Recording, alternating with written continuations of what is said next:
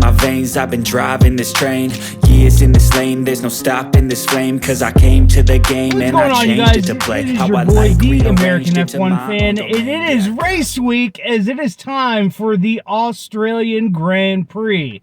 On Sunday morning, or in my case, in the Americas, it's going to start at 11:55 in the evening, Saturday night.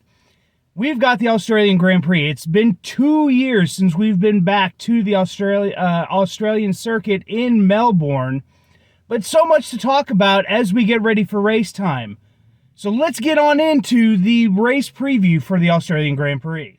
So first things first, Sebastian Vettel is returning for Aston Martin. It's been 2 races. He's missed the first 2 races of the season in Bahrain and Saudi Arabia, but he is finally back. He has finally recovered from COVID-19, and he is set to return in Melbourne.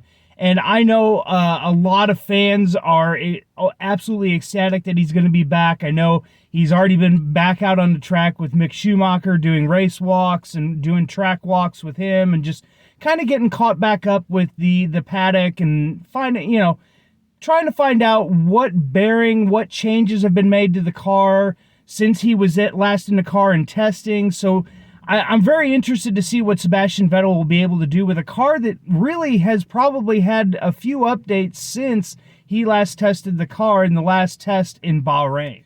Then moving on, we have updates coming to cars this weekend, and probably the most notable that's going to be coming out is the Mercedes W13 is going to be getting a rear wing change that hopefully is going to allow this car to not porpoise as much as we've seen in the last 2 races. In the first race of the season, we saw the Mercedes W13 absolutely porpoising down straights, and it wasn't as bad as it had been when they raced in Jeddah, but they were having to run a higher downforce setup to kind of cancel out the porpoising, and you could tell that it was making for a slower vehicle. They were having a harder time, racing other cars. Had an absolute hell of a time racing Kevin Magnussen just a couple weeks ago. But now with this new rear wing, they're hoping that the porpoising will not be as big of an issue, but they will be able to run lower downforce setups at some of these higher speed tracks to be able to get more performance out of their vehicle. So we got to wait and see, is this rear wing that they're bringing in for an update, is that going to be the big fix to the porpoising issue, and it'll make Mercedes faster and get them back up into the tops of the teams in Formula One. And then finally, I think we can't be remiss with talking about the Australian Grand Prix and Melbourne without talking about the updates to the track. So they've made several huge updates to this track, and I'm going to put a picture of the track here, just the layout in general. But it has been announced that there are going to be 4 DRS zones for the Australian Grand Prix, and I've got to say it. I think this is way too many. It's literally almost the entire track is the DRS zone. Like, it's literally almost running an oval to where they've got 4 DRS straights, and I think it's way too many. I think if you'd have stuck with the 3, maybe gone to 2, let these cars race. Don't, give that added, the added aid of DRS, which we know DRS does give a lot of aid to some of these drivers. So I'm a little puzzled as to why, they've added another DRS straight. But supposedly these changes that they've made to the track were supposed to basically be made for these new 2022 cars, so that they were able to race a lot more closely. It was supposed to promote more racing action.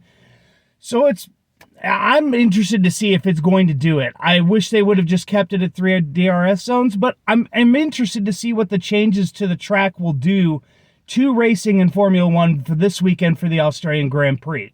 So guys, let me know down in the comment section down below, what are you guys looking forward to for the Australian Grand Prix coming up this weekend? You looking forward to see Mercedes possibly fighting at the top of the standings again?